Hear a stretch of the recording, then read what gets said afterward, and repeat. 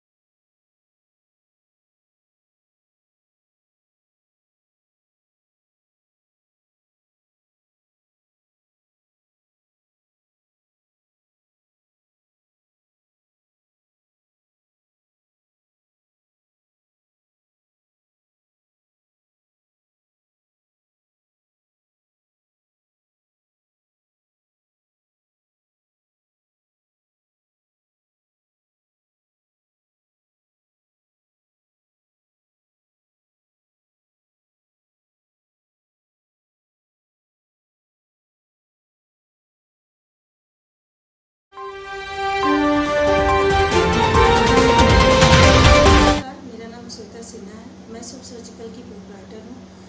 आज 14/5/2020 को मुझे मुख्यमंत्री आवास पे जाने का सौभाग्य प्राप्त हुआ। वहाँ श्री योगी जी के द्वारा मुझे ये 10 लाख की सहायता धनराशि प्राप्त हुई। आप सब जानते हैं कि इस समय कोरोना महामारी की वजह से सब जगह बहुत ही परेशानियाँ आ रही हैं। इसी तरह से मेरे भी बिजनेस में बहुत प्रॉब्लम आ रही थी, पर इस जो 10 लाख की राशि मिली उससे मेरे बिजनेस को बहुत ही फ़ायदा पहुँचेगा, क्योंकि मुझे धनराशि की बहुत आवश्यकता थी। और इस लॉकडाउन में बहुत ही सराहनीय कार्य मुख्यमंत्री योगी जी की तरफ से किया जा रहा है, जिससे हम सब देशवासी बहुत खुश हैं। इसके लिए मैं प्रधानमंत्री श्री नरेंद्र मोदी जी और मुख्यमंत्री श्री योगी जी का दिल से धन्यवाद करना चाहती हूँ। धन्यवाद।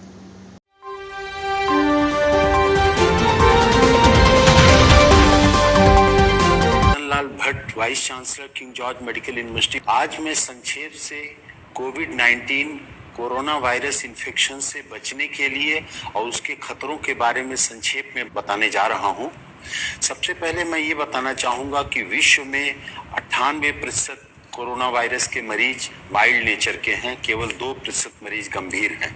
इन 98% मरीजों को अगर केवल अपने स्वास्थ्य का ध्यान रखें, आराम करें और किसी तरीके की कोई स्ट्रेस या टेंशन न लें, तो ऐसे मरीज स्वतः ठीक हो सकते हैं। केवल 2% ऐसे मरीज हैं जो गंभीर स्थिति में हैं और उनकी खतरे के लिए उनके साथ ज़्यादा उम्र का होना, 65-70 साल से ज़्यादा की उम्र, डायबिटीज़, ब्लड प्रेशर, किडनी या कैंसर जैसी किसी बीमारी से ग्रसित होना, या शरीर की रोग प्रतिरोधक क्षमता किसी अन्य कारण से कम हो जाने के कारण उनको खतरा है। वास्तव खतरा तो 1% से कम है, क्योंकि कम्युनिटी स्प्रेड जो विश्व में हो गया है, इस समय जो सर्विलांस सोसाइटी में हो रहा है, कम्युनिटी में, उससे ये देखा जा रहा है कि हजारों हजार मरीज ऐसे हैं और भारतवर्ष में 60 से 70% ऐसे मरीज हैं जो एसिम्टोमेटिक हैं। अगर उन एसिम्टोमेटिक मरीजों को देखा जाए तो भारत में भी मृत्यु दर 1% से कम है। वास्तव में मृत्यु दर तो 3% है जिन मरीजों को देखा गया है, लेकिन वास्तविकता ये है कि अगर सोसाइटी का पूरा सर्वे किया जाए तो 1% से कम मृत्यु दर निकल के आएगी।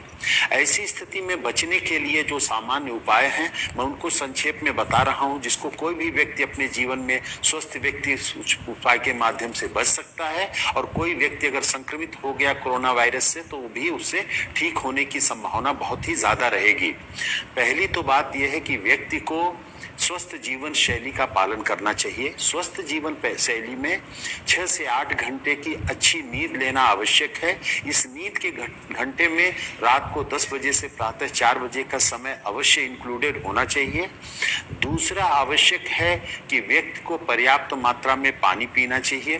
पर्याप्त पानी में 3 से 4 लीटर या 5 लीटर तक गर्मी में धूप में निकलने वाले व्यक्ति को, और इस गर्मी के बावजूद भी गुनगुना पानी लेना स्वास्थ्य के लिए ज्यादा हितकारक है।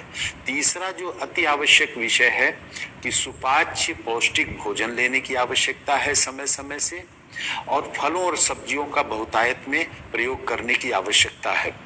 इस समय पे fast food, junk food, cold drinks, ice cream, इन सब से बिल्कुल बचने की आवश्यकता है। स्मोकिंग से बिल्कुल बचने की आवश्यकता है।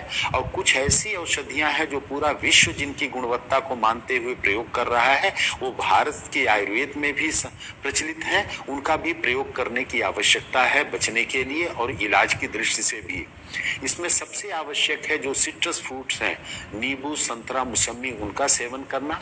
नींबू को गुनगुने पानी में डाल करके अदरक के टुकड़े के साथ अगर उनको उबाल के लिया जाए तो वो रोग प्रतिरोधक क्षमता भी बढ़ाता है और कोरोना में ठीक होने की संभावना भी बढ़ावा देता है। उसके साथ गिलोय रोग प्रतिरोधक क्षमता बढ़ाती है। गिलोय का काढ़ा लेना या अदरक, काली मिर्च का काढ़ा लेना तुलसी के पत्ते के साथ उबाल करके सुबह शाम लेना भी इसमें हितकर है। दिन भर गर्म पेय पदार्थ लेते रहना, जैसे हर्बल टी है या ग्रीन चाय का प्रयोग करना भी इसमें स्वास्थ्य के लिए हितकर है। हल्दी का भी ऐसा प्रभाव देखा गया है कि रोग प्रतिरोधक क्षमता भी बढ़ाती है, वायरल इन्फेक्शन से बचत करती है। तो हल्दी दूध में डाल करके साथ में अगर काली मिर्च को भी प्रयोग किया जाए, खास तौर से हल्दी 4 तो काली मिर्च 1 के अनुपात में अगर दूध में डाल करके लिया जाए तो ये भी कोरोना इन्फेक्शन में सहायक है। और लहसुन में भी एंटीवायरल प्रॉपर्टीज देखी गई हैं, तो लहसुन, काली मिर्च और अदरक का मिश्रण भी प्रयोग किया जाए कच्चा या खाने के साथ सलाद के रूप में थोड़ी सी मात्रा में, तो ये भी रोग से बचाने में सहायक है। और कोई भी व्यक्ति इसमें जो संक्रमित होता है, अगर वो तनाव बहुत नहीं लेगा, घबराहट का शिकार नहीं होगा और अपनी कोमॉर्बिड कंडीशंस जो भी हैं, अगर डायबिटीज है, थायराइड की प्रॉब्लम है या अन्य कोई प्रॉब्लम है, तो उसका समुचित उपचार लेते रहें और उनसे बचने की आवश्यकता है। अगर वो बीमारी कंट्रोल में रहेगी तो इससे खतरा उतना नहीं होगा। और एक सौभाग्य की बात है कि प्रारंभ में माना जाता था कि गर्भवती महिलाओं के लिए, बच्चों के लिए भी ये बहुत खतरनाक बीमारी हो सकती है, लेकिन जो भारत में देखा गया है कि गर्भवती महिलाएं भी बहुत जल्दी ही शीघ्र वायरल फ्री होकर के डिस्चार्ज हो रही हैं।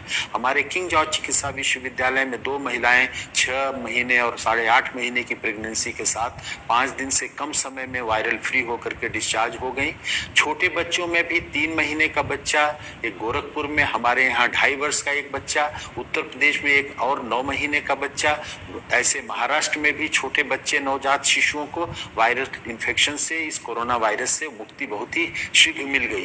तो उन बच्चों पर भी ध्यान देना है और खास तौर से जो ध्यान देने की आवश्यकता है कि इसके लिए कोई वायरल एंटीवायरल ड्रग नहीं है, कोई वैक्सीन नहीं है, अतः सोशल डिस्टेंसिंग या फिजिकल डिस्टेंसिंग का पालन करें, हाथ को बार बार साबुन पानी से धोते रहें या हैंड सैनिटाइजर का प्रयोग करें और बाहर निकलते समय मास्क का नियमित रूप से यदि कोई प्रयोग करे तो वो बच सकता है। और यही इस वायरस की लड़ाई के लिए सबसे बड़ा साधन है। और अपने को बचाएं, दूसरों को बचाएं। इस संदेश से जितना भी अपने को लाभान्वित करें, दूसरों को बता करके लाभान्वित करें, वही इस मानवता की बहुत बड़ी सेवा होगी। आपको बहुत बहुत धन्यवाद।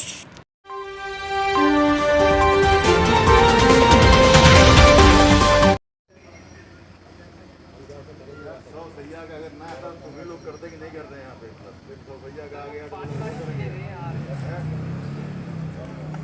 जितने जल्दी अपने यहाँ से आप लोग हटवाओगे इसको उतने जल्दी